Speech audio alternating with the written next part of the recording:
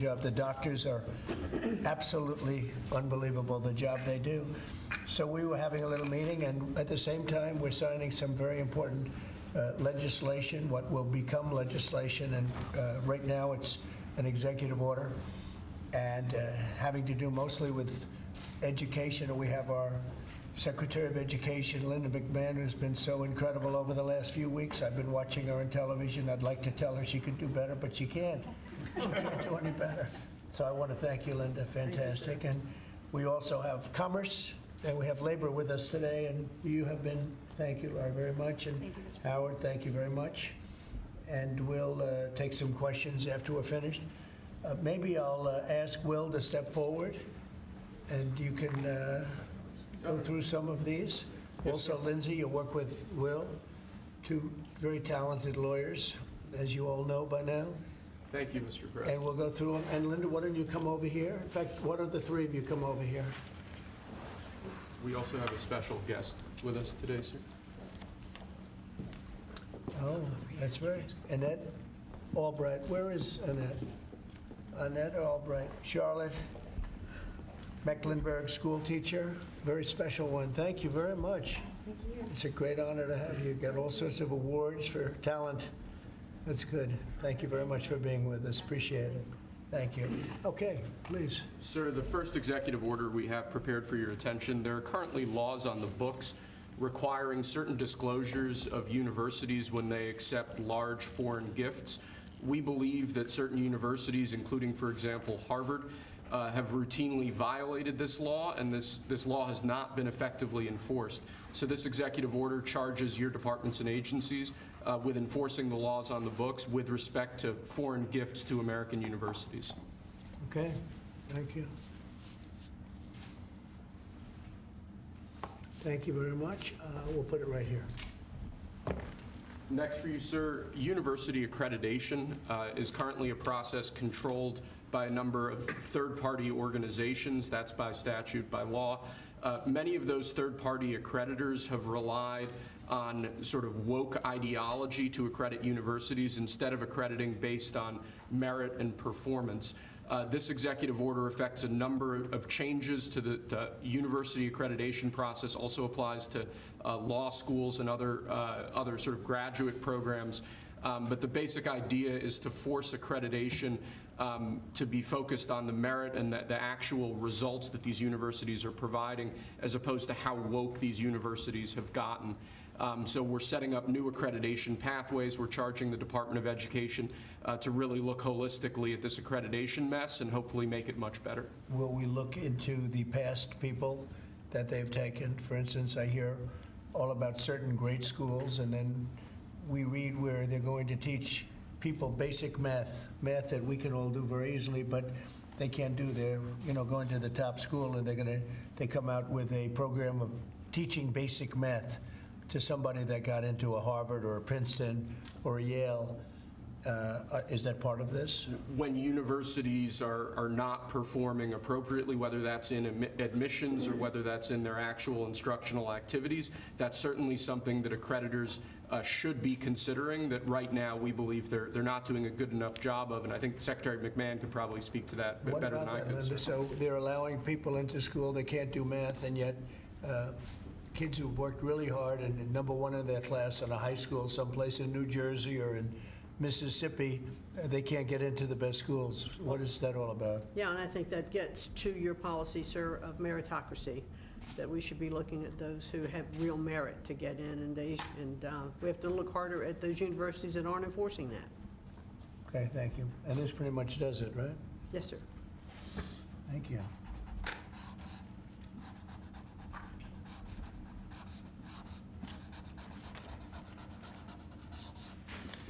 Okay.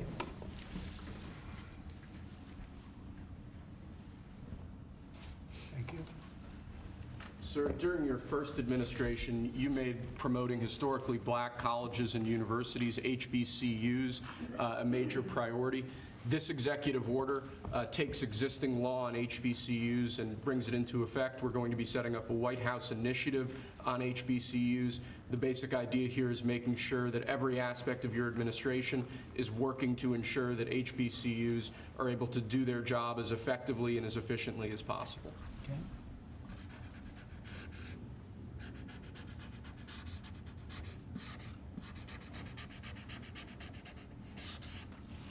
Okay.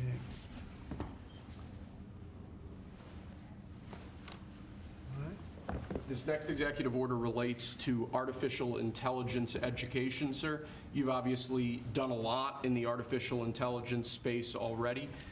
The basic idea of this executive order is to ensure that we properly train the workforce of the future by ensuring that school children, young Americans are adequately trained in AI tools so that they can be competitive in the economy years from now into the future as AI becomes a bigger and bigger deal. That's a big deal because AI is where it seems to be at. We have literally trillions of dollars being invested in AI. And somebody today, a very smart person, said that AI is the way to the future. I don't know if that's right or not, but certainly very smart people are investing in it heavily.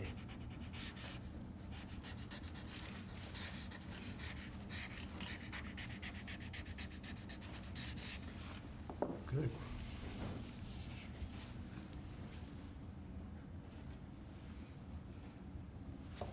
Okay. Next, sir, we have an executive order on workforce development. This executive order is going to charge numerous departments and agencies within the government to reshape the way that we do workforce development. One example from the executive order, for instance, we're looking to get the total number of apprenticeships, new apprenticeships, up to 1 million in the country to ensure that in critical jobs areas, in areas where we currently don't have enough trained workers, that we're recreating that pipeline to ensure that, particularly as we onshore industrial jobs and new industries, that those industries have the workforce they need to be competitive globally. Right. Very important. And this is the EO that we're all here working together. And in a way, this is like a training center, right, for what we're trying to do, which is jobs at great salaries. These are great salaries, too. Right, it's exactly, so all those factories that you're bringing in because of your trade policy, we're going to train people in trade craft, bring back trade craft to America so that people can work in these factories with great paying jobs, and we're going to train them, and we're going to remake the American dream for all these people. We're working together. That's right. Right, Lori? Absolutely. This plays right into America at Work Tour, which I have kicked off. We will work with our state partners and work with our businesses to see exactly who they need in that workforce, and we will skill and upskill these apprentices so they can get right to work and get in the field and build back this economy for exactly living the American dream. Bill, all right. Yeah. Thank you, sir. Thank you, Mr. President. Next, sir, we have an executive order on school discipline policies. Under, I believe it was the Biden administration, first Obama and then Biden, the Department of Justice issued guidance that made it almost impossible for schools to enforce adequate disciplinary policies. This created issues in the classroom for teachers and students alike. Basically, they focused on CRT and sort of diversity ideology instead of actually just enforcing the rules in classrooms to ensure a safe learning environment. This executive order revokes that prior guidance and puts us back in a place where hopefully the Department of Education can focus on education and teachers can focus on teaching in a safe environment. And this was important for you, Linda, as I understand it. Huh? Yeah, absolutely, because it gives teachers the authority now to have discipline in their classroom and discipline the person who is being disruptive. Great. We took that away.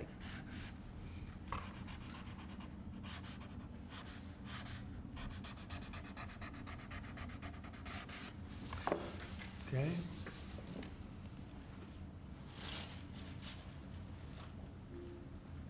Nice. Cool. Here, Linda, you should hold that. Lastly, sir, we have an executive order on disparate impact theory. This is a theory that underlies a lot of the modern DEI and CRT-driven diversity culture. The basic idea here is instructing your departments and agencies to no longer rely on disparate impact theory as they're regulating, as they're issuing guidance, as they're making rules. We want to focus on results. We want to focus on actual fairness. We want to focus on merit, not things like disparate impact theory and the whole sort of diversity, equity, and inclusion cult. It's getting out of that, huh? Yes, sir. After being in that jungle for a long time.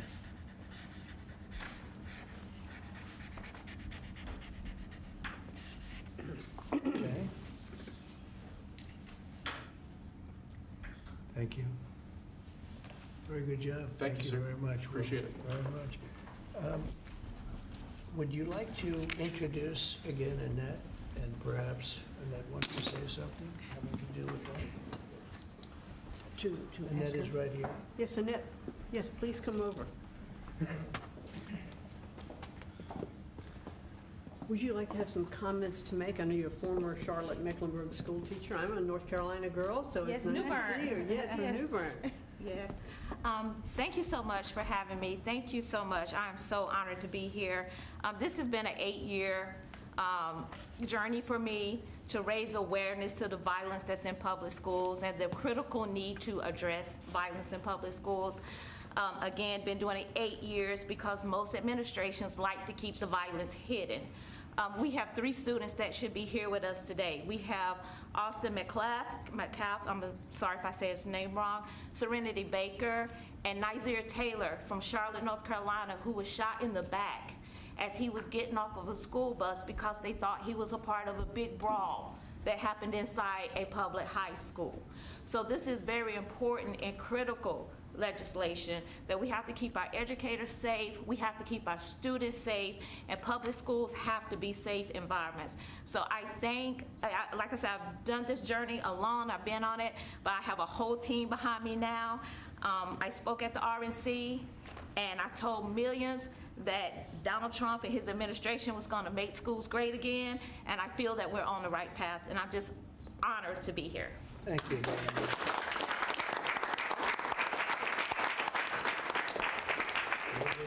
To our great vets that are with us, and is it okay if I give her one? What do you think? Thank you. Thank you so much. I Thank you appreciate it. very Thank you. much. Thank you. Thank you. What an honor. Great job. Could I ask Sarah to speak, Gerardo? Yes, sir. Thank you. Tell us a little bit about these great gentlemen. These heroes, Mr. President, are extraordinary. This is my husband, Michael, and so many of our dear, dear friends who are here today. Right. Many of them have met you, sir, in your first administration in the hospital, many times at Walter Reed. Right. And they've had long recoveries. Tomorrow, for my husband, marks 15 years since he was wounded in Afghanistan. Wow. And on that day, about 6 years ago, he had his 120th surgery post-Afghanistan. wow. And you came to see him at Walter Reed, and did. so many others. And we saw great reform in the VA, access, same-day access to prosthetics, mental health care, and we know that that is back. We're going to, these gentlemen were saying, Alex here earlier was saying, in the last few years when he's gone to get a wheelchair, the VA has asked him, this gentleman, they've asked him to prove that he still has his injuries, as though maybe his limbs would grow back. And they unfortunately did not. Yes, and we've seen that many times. And so we're excited for you bringing back the VA accountability, Mission Act, community care, that were the hallmark of your first term. And we're so excited, sir, to be here. We're honored to be here. And thank you for all you do for our Well, nation's heroes. Thank you. Who's that picture on there? That is Joe Biden, and it says, "Let's go, Brandon." I'm saying, what was that picture? That's great. I told him he wasn't allowed to ask you to That's good. sign it. That's very good. Well, thank you all very much. Would you like to say anything, fellas? There's a big chance you have a lot of good people watching that believe in you. They happen to be the media, but they believe very much in you like I do. Anybody? Mr. President, we're very happy with the energy that this administration is bringing, and it's an administration that does what it promises, and so we're behind you. We believe in you, and I think we all love you. We got to speak for everyone. Thank you very much. And I'm going to get you a better hat. Say I have better hats. That's a good one. That was the original. It was. That means he was there, I've right? been wearing it before it was cool. That's right. That's an early one. We'll save that one, though, right? Yes, Mr. President. Thank you. Anybody, please? Well, I'd like to say, okay. Oh, I was just going to say thank you for loving America, sir. Thank you very much. Thank you so much. Very nice. Thank you very much. True. Thank you. Sir, the man just spoke, saved Michael Broder's life.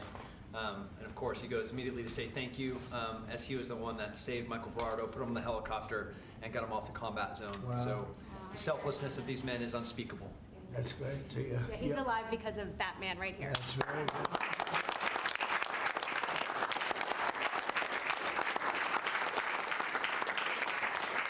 And these are amazing people, great heroes, so that's really great. Anybody else? Yes. I'd like to say it was an honor to serve. You are worth it, this country's worth it, and it's because of what Christ paid for. Thank you. And we have a spirit that people haven't seen in many years, at least 5, that they haven't seen. I think even then, because we've been through so much for the last 4 years together, it was so bad. It was so bad what they've done to the borders, what they've done all over the place. And it's really an honor to be with you, all of you. Incredible. And I'm going to give you these coins that I think you're going to really like them. I think they're the best. These are the best coins. And you have your choice. This is gunmetal. I don't know, soldiers like the black, but I think you like this one. It's okay. A lot of soldiers like the black. Here you go. What do you like? I'll go the black. Huh? Yeah. See, I told you. I have that. These are choices. I'll take a black one, sir. Okay, look at this. Oh, that rarely happens. You're different, huh? Take a black one, sir. Oh, that's They great. call the military, I knew it. No, but is that, I always say the soldiers, they do like it. It's gunmetal. What do we like here? That's what I heard, that it was gunmetal. Gold is. I'm giving him 2.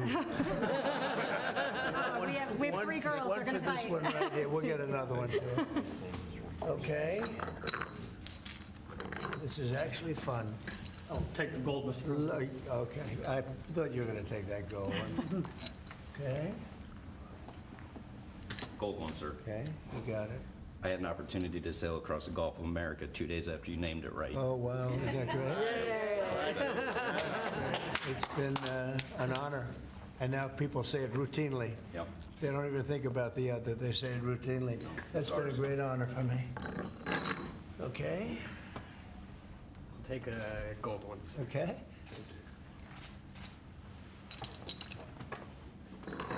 Almost even, I think gold has an edge. I would love a gold one, You sir. got it? Thank you so much. Thank The you. gold, it picked up at the end, right? So you all okay? That's good. So I want to thank you very much, and especially, that's a great story, huh? Sir. So what do you think of a guy like that? Pretty good. Oh, we actually, him and him, we all served together. Wow. And Jared over there. So you And guys, oh, I forgot. so you guys got hit, huh? Pretty good. You got hit. Pretty good. Amazing, We're amazing. in a pretty tough area in Kandahar, in the Arghandab River Valley, Right, right it's outside tough. Kandahar. Their unit had a more than 50% Purple Heart rate, sir, Wow. in 2010. You deserve it. You deserve that and more. We appreciate it so much. Brave, really brave, brilliant people. Thank you very much. Do you have any questions of the guys here?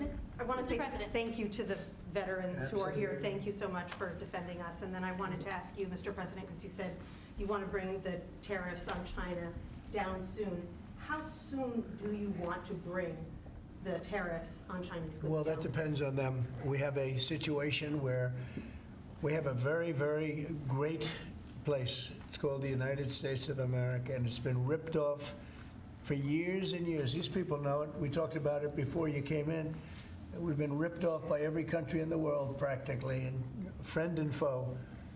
And we're not doing that anymore. So what's happened is Howard, how many countries have we spoken to already? 90. 90.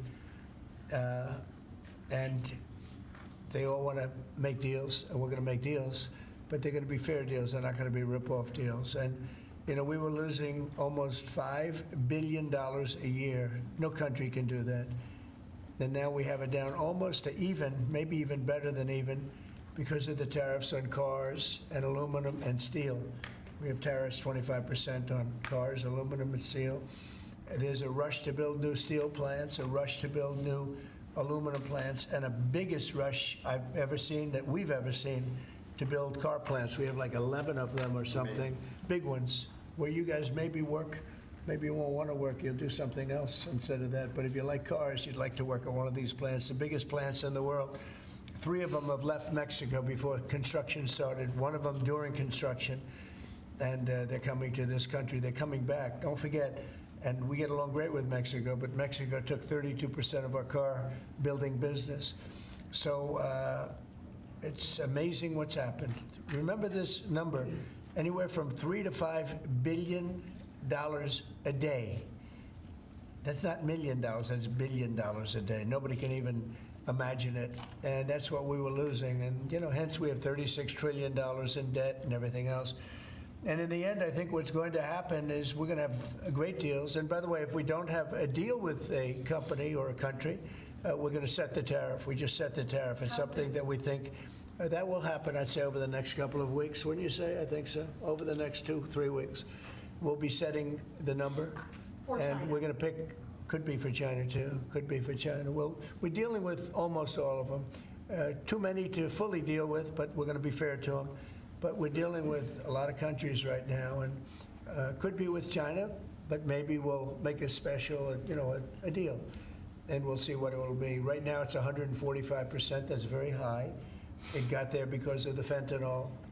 They're sending, you know, massive amounts of fentanyl into our country and killing a lot of people, probably 200,000 plus a year, wiping them out. You probably all have friends who were killed, somebody was killed in your family or your friends with fentanyl, and somehow it's made almost exclusively in China. And as you know, we essentially taxed them 10 and then another 10. We also taxed Mexico 25, and we taxed Canada 25. And that's the kind of money that's what's pouring into our country right now. And it's gotten us down from losing $3 to $5 billion a day to actually making money, but breaking even, let's say, but we're going to make a lot of money. And that money is going to be used to reduce taxes. We're going to get big, big tax breaks. We're going to, you know, there was a time, I said it this morning, I think some of you were there was a time from 1870 to 1913, it was a long time ago, we were an all-tariff nation. Foreign nations paid taxes. They paid money to us in the form of tariffs. And that was when we were the wealthiest. We were the wealthiest proportionately that we ever were. And they formed committees in 1887 in particular, but they formed committees to determine what we should do with all the money. We had so much money, you guys would have loved it. We had so much money, they didn't know what to do with it. We gave it away to different causes, and you haven't seen that too much anymore, although we give plenty away, but now we shouldn't be giving it away. We have to take care of ourselves first, right? Absolutely. But we were very wealthy, and proportionately the wealthiest we ever were. We built the Panama Canal. Jimmy Carter gave that away for $1, by the way. One of the most profitable things ever built, the Panama Canal. We gave it away for $1 to Panama. Why? I don't know. Nobody knows, but that's what we had. We had people like that sitting behind this desk. And that shouldn't have happened. Panama Canal, it was the most expensive thing ever built by our country in history. I'm talking relative dollars. We've never built anything so expensive. I think it was the equivalent of $1.7 billion. And we've never built anything like that. We built a lot of things, but never so expensive.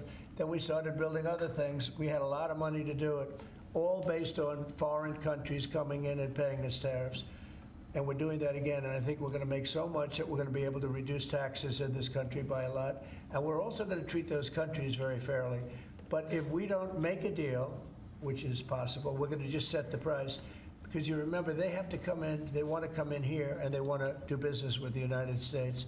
So we want to set a fair price, and we'll do that. We're going to be very fair, but we'll set a fair price. And then they can make a determination as to whether or not they want to do business with the United States. And I think most of them will. And I think we're going to treat them very fairly. Were you worried about what the 145% tariffs were doing to small businesses here in the U.S.? Is that why you're bringing it down? No, I haven't brought it down. I haven't brought it, still 145. I haven't brought it down. I said it's a high tariff. It is a high tariff, but I haven't brought it down. It basically means China's not doing any business with us, essentially, because it's a very high number. So when you add that to the price of a product, a lot of those products aren't going to sell. But China's not doing any business. They were doing $1.1 trillion. Think of that, $1.1 trillion. You know what that is? And it was just very unfair to us. And we were doing very little, relatively very little with them. It was a one-sided, very one-sided. But we get along. I get along very well with President Xi, and I hope we can make a deal. Otherwise, we'll set a price, and hopefully they'll come here and they'll contribute. And if they don't, that's okay. Sir, on your trip to Rome, there's a lot of leaders attending the Pope's funeral who also said they'd like to meet with you while you're there. Do you have any meetings set up? Or are you looking to Yes, meet? I do. I have a lot of meetings set up. I don't know if I can do it. Do you want to help me out, fellas? I got a lot of meetings. I got every leader in the world, which tells you that we have a good product. It's called the United States of America, and it's great. And these people know about it better than anybody in this room. But we have a great place, and it should be a lot greater. And that's what we're going to do. We're going to make it greater than ever before. It's very simple. Who are you going to be meeting with, President Zelensky? Well, I have a lot of meetings set up, yeah. Okay. And are you A lot. bringing anyone with you in the U.S. delegation to the funeral, like Secretary Rubio or a former president? We have a couple of people coming. We'll announce it probably this evening or tomorrow. First Lady's going, and some people are coming with me from staff. But we'll have a number of people going. I'm sure it's going to be a beautiful ceremony. Okay? I had one on Ukraine, but I wanted to ask you one about veterans since they are here today, and thank you for your service and sacrifice.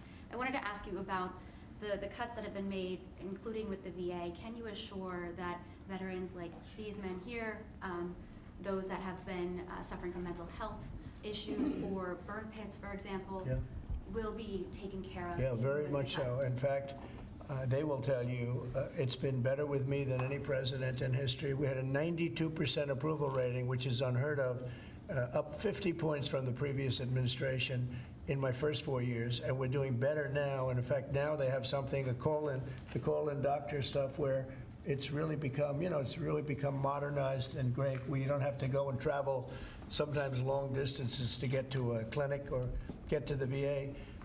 And I just heard this morning, I was listening to Doug Collins, who's the secretary. He was being interviewed, and the numbers are incredible. The approval ratings are the highest I've never heard numbers like this. It's better than the first 4 years. So no, there's no group of people more important than the people in this room. And I am not talking about the media. I'm talking about these people right here. There's no group, and they're going to be taken really well care of. That's very important to me. And on the war in Ukraine, are you going to be meeting with President Zelensky? He's asked to meet with you this weekend. Will you be meeting with him I don't know. I don't know that he's going to the funeral or not, but I just hope he gets this thing solved, because we're losing about, think of this, 5,000. I was saying 2,500, and everyone was telling me that's low. 5,000 soldiers are being killed every week, approximately. Think of that. Every week, 5,000 soldiers, but let's say from 3,000 to 5,000 are being killed. They're Russian and Ukrainian. They're not Americans, but they're Russian, but they're people.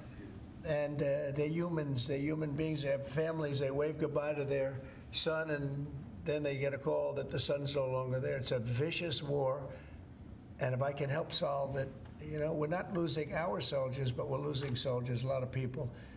And if I can solve it because of a certain ability, that would be great. And if it doesn't happen, I will say that I think Russia is ready, and a lot of people said Russia wanted to go for the whole thing.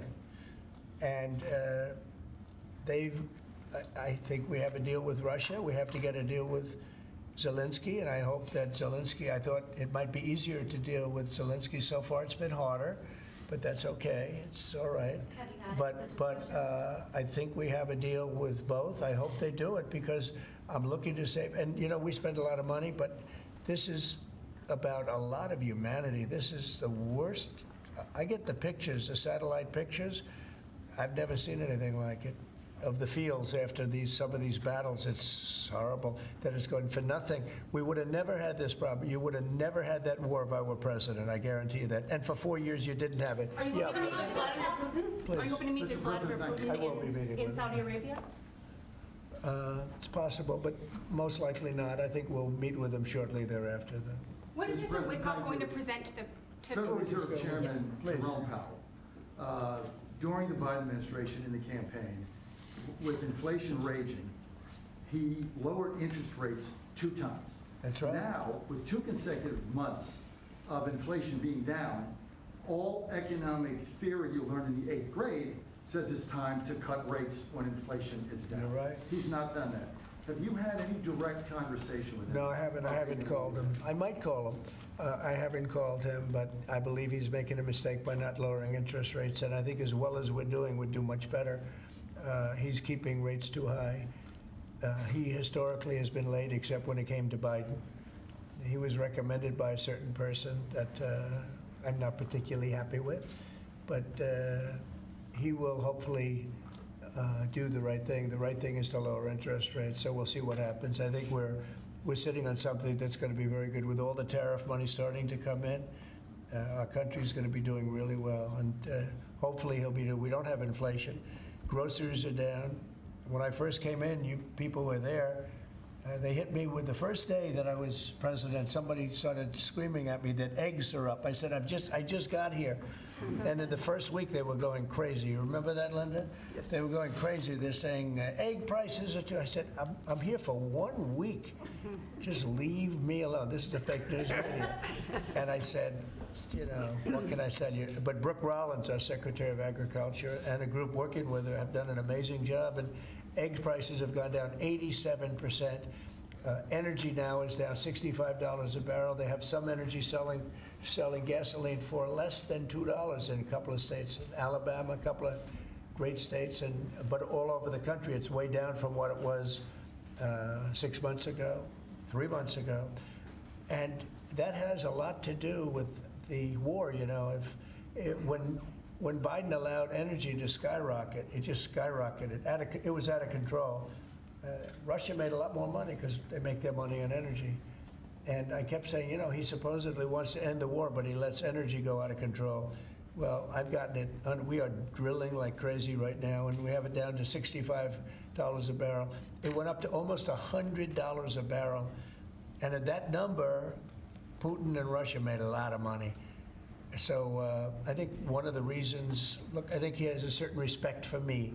But one of the big reasons is oil prices are down. I think this is a good time to get the war settled. Thank you. Thank you for that question. For those of us that live here in the district, you said when you came in, you were going to make Washington, D.C. great again. Right.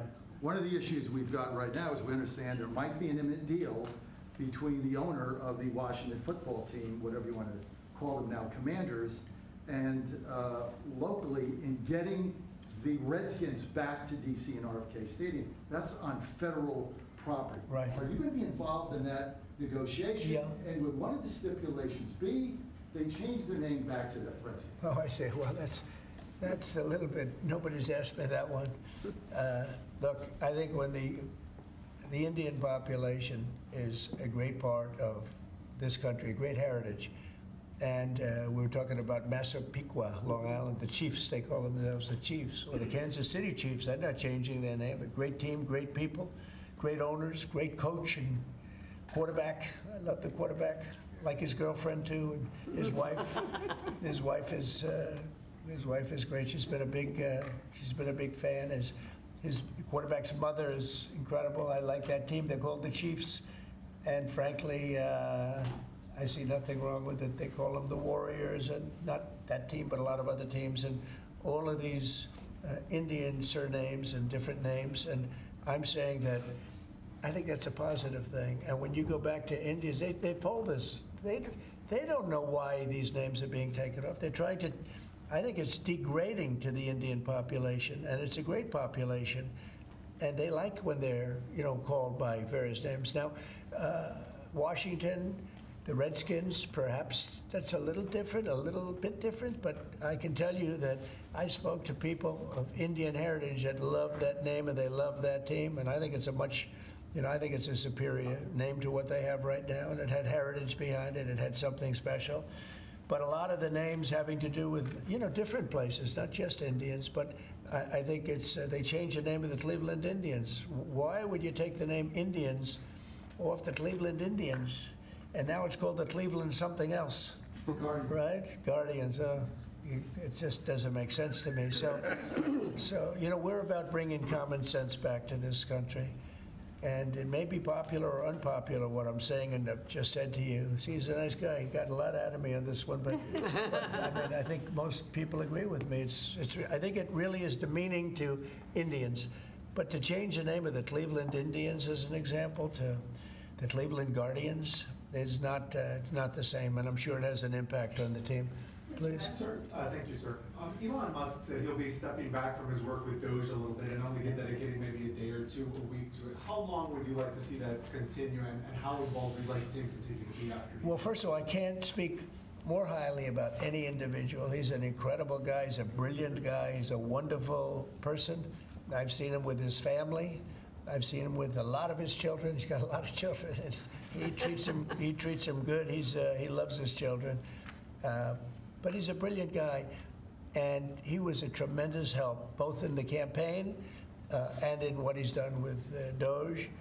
And, we're talking about almost $200 billion and rising fast, because many of the things that we were looking at are now being found out to be fact. It's terrible. I mean, the fraud, the waste, the abuse, everything that's happened is just terrible. So I also know that he was treated very unfairly by I guess you'd call it the public, by some of the public, not by all of it. I say he makes an incredible car, everything he does is good, but they took it out on Tesla. And I just thought it was so unfair because he's trying to help the country. But he has helped the country. I also want him to make sure that he's going to be in great shape, and I know he is. I mean, he's going to do great. He loves the country. He didn't need to do this. He did it. And I told him, I said, whenever you're ready, I'd like to keep him for a long time, but whenever you're ready, he's an exceptional guy. When you see those rockets go up and come back and land in the same gantry, nobody else can do that but this man. So he's just an incredible person, and he's a friend of mine, and he's a nice person, too. He's a very nice person. He really helped the country, saved us a lot of money. And I heard him say that he'll start easing, he was always at this time going to ease out. And when he goes back to Tesla, that'll be taken care of. It's artificial. These were sick people that thought they were doing something. He's a great patriot, and it shouldn't be the way, that should never have happened to him. And I will tell you right now, he makes a great product. He makes a great product. It's a great car. It's great everything. Starlink is great. What he does is good. He's doing medical things that are amazing. And we have to, at some point, let him go and do that. And we expect him to be doing it about this time. But I'll talk to Elon about it. Thank you for the question. Mr. President, a second question. Yeah. Canada has an election coming up. Do you have a prediction for that, and what do you think the results of With respect to Canada? With the negotiations? Oh, I don't want to predict other nations' elections. It's tough enough doing this one. Look, I love the Canadian people. I like Canada, but it's costing us $200 billion a year to support Canada. $200 billion. And I say, why are we doing that? You know what? We can make our own cars. We have more energy than they do. We have more energy than anybody in the world. We don't need their lumber, obviously. We have more lumber. We have a lot of lumber. We have a lot of everything that they sell us. But in particular cars, they took a large percentage of the car making, and I want to bring it back to this country. I really don't want cars from Canada. So when I put tariffs on Canada, they're paying 25%, but that could go up in terms of cars. When we put tariffs on, all we're doing is we're saying we don't want your cars in all due respect. We want really to make our own cars, which is what we're doing in record numbers now. We're going to be at record levels in a very near future because of all the plants, the car plants that are being built. And I'd rather see them made in Michigan and made in South Carolina and made in different states, Tennessee. We have a lot of great car-making states, and we have some that aren't car-making yet, but they will soon be car-making states. And that's what I want to see for our country. At the same time, I want to help Canada. I have spoken to the current Prime Minister. He was very, very nice, I will say. Very nice. We had a couple of very nice conversations, very good. But I don't think it's appropriate for me to get involved in their election. Mr. President, if I may, this deal that you have with Russia, does it include recognizing Russia's sovereignty over Crimea? Well, everything is good. Look, I just want to see the war end. I don't care. If they're both happy, they both sign an agreement. I have no favorites. I don't want to have any favorites. I want to have a deal done. I want to save the lives. Now, with that being said, we're spending hundreds of billions of dollars through Biden. Biden should have never let that war happen. We're spending hundreds of billions, maybe $350 billion we've given to Ukraine. And we could use that money right here. So I'd like to see that. But most importantly right now is when I see the pictures, the satellite pictures of the battlefield, if I can stop that because of an ability I have to do things, I want to see if I can do that. Yeah. Mr. President, thank you. On tariffs, you just mentioned that 25% could go up on cars in terms of Canada. Does that mean that you're considering changes to the auto tariffs and auto parts? No, we're not considering it now, but at some point it could go up, yeah, because, again, we don't really want Canada to make cars for us, to put it bluntly. We want to make our own cars, and we're now equipped to do that. They took a lot of our car business. Mexico, too, took a lot of our car business. We want to make the cars here. I'm running this country. I'm not running Canada. And that's why I asked Trudeau, who I call Governor Trudeau affectionately, but I asked him, why are we spending $200 billion to support Canada, to subsidize Canada? And he was unable to answer the question. I mean, why are we doing that? And I have to be honest, as a state, it works great. As a nation, considering the fact that most of the nation, 95% of Canada, what they do is they buy from us, and they sell to us. They sell to us. If we didn't buy their oil, and we don't need their oil. We have more oil than anyone, but we don't need their oil. We don't need their lumber. We don't need their cars. We don't need anything. So I said, why are we doing this? Why are we spending $200 billion? It doesn't make sense. If we needed something, that would be a different subject. So I'm working well with Canada. We're doing very well. We're working on a deal.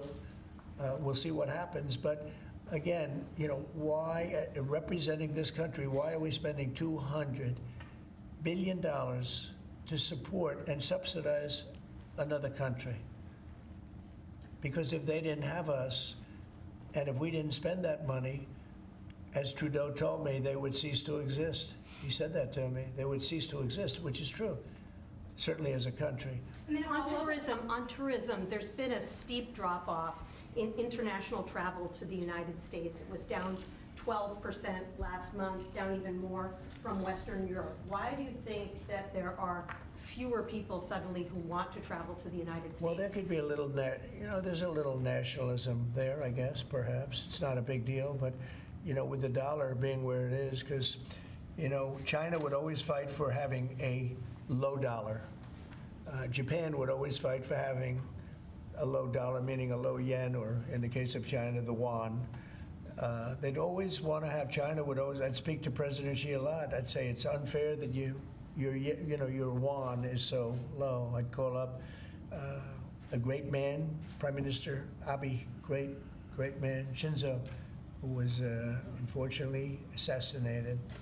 And I used to tell you, he was a good friend of mine. I used to say, Shinzo, you can't let your yen go down. It makes it very hard for us to sell tractors. It makes it very hard to us to get tourism. And our dollar is a little bit on the low side. And that means that a lot of tourism is going to come in. But I could see a little bit nationalism at work. And I can see it likewise with us, not wanting to go to certain countries. But that'll work out very Do easily. you think some people are scared to come here because they hear the stories of tourists who are detained for a few days or even a week or two? No, we treat our tourists great. We're the tourism capital of the world. There's no place like this. And there may be a little bit of nationalism, but I doubt it. I actually doubt it, yeah. Mr. President, has there been any direct contact between the U.S. and China on trade at all? Yeah, of course. Yeah. And every day. Every day. And then secondly, would you support a millionaire tax? I think it would be very disruptive because a lot of the millionaires would leave the country. You know, in the old days, they left states. They go from one state to the other. Now with transportation so quick and so easy, they leave countries. You'll lose a lot of money if you do that. That would, and other countries that have done it have lost a lot of people. They lose their wealthy people. That would be bad because the wealthy people pay the tax. Okay? Sir, how did the talks today go in London? Do you think that the asks from Ukraine and Europe I think they went well. I mean, you know, we got to get two strong people, two smart people to agree. And as soon as they agree, the killing will stop. But yeah, I think they went well, pretty well. Mr. President, we understand that you, your economic team, many of them are here today, J.D. Vance, has negotiated what's been called a monster trade deal with India, like biggest one ever. Can you share with us what some of the framework of that might be? You said England. India. India? India. Oh. Muslim. They're not very complicated, these deals. It's about the tariffs. India charges almost more than any other country in the world. And believe it or not, we do very little business with India, other than the fact that I like the Prime Minister very much. He's a friend of mine. He was here 2 weeks ago, as you know. And we stood right outside at a news conference. Unfortunately, the grass was very wet. And it was very hard for people to stand on the grass. They got their shoes all ruined. But other than that, it was a very good news conference. And he's a great guy. But we do very little business. You know why? Because their tariffs are so high. They have among the highest tariffs, higher than China. They have among the highest tariffs in the world. And I understand they're going to reduce those tariffs, but it's really sort of their problem, not ours. We do very, very little purchasing in India because and selling. We do very little selling. I mean, Harley Davidson, I said, how are you doing in India? This is about 6 years ago. They came to lunch as a great American company. They make the motorcycles. And I said, how are you doing in India, as an example? Well, we don't do any business there. Why? Because the tariffs are too high. I said, that's interesting. Well, what are you going to do? He said, well, we're going to build a plant in India. And that's what they did. I don't want that to happen. They were forced to build a plant. Well, essentially what we're doing is the same thing. Remember, there's no tariff when they build their plant here. And everybody wants to build because they don't want and the higher the tariffs go, the more likely it is they come in and build a plant. You know, I mean, if it's 25%, that's fine. If it's 50%, you'll get more plants. 75, you get more. At 100, you get more than that. And they're all coming in at numbers that nobody's, I don't think, Howard, there's ever been numbers like we've seen. Never. $7-8 trillion worth in 2 months. Because it took me a month to get started, in all fairness, but in 2 months we did this, and now we're coming up on 100 days, first 100 days, and I think we're going to be close to $8 trillion. There was never any president that did even a tiny percentage of that. Okay, any other questions? Sure. What about a deal signed, one of the deals signed by your 100-day mark, and China is saying that you were threatening and blackmailing them into a deal. What would be your response? Well, I mean, China, look, I have great relationships in China, with President Xi in particular, but China has been charging us massive tariffs for many years. That's one of the reasons they were able to steal so many of our companies. They took our companies out of America, and they built their plants in China. And one of those things, so now we're reversing it, but at levels that nobody's ever seen before. No, we're going to get along great with China, I have no doubt about it. Thank you very much, everybody. Thank you, press. Thank you, press. Thank you. Thank you.